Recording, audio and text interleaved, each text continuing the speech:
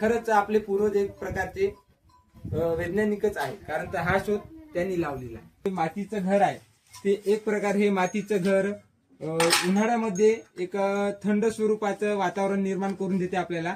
तसेच असून जे काही हे घर आहे ते एक प्रकारे थंडीमध्ये सुद्धा आपल्याला गरम उबदार असं वातावरण तयार करून देते. त्या तर तुम्हाला मी जे काही गावाकडील कुडाचं घर आहे ते मी तुम्हाला आतून दाखवतो. तर या तुम्ही.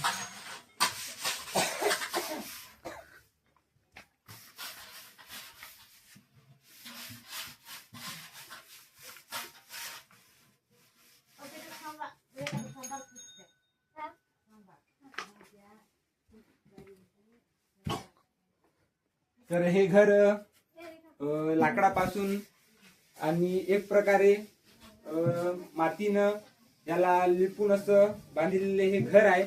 आणि तुम्ही बघू शकता याच्यावर पण कौला आहे.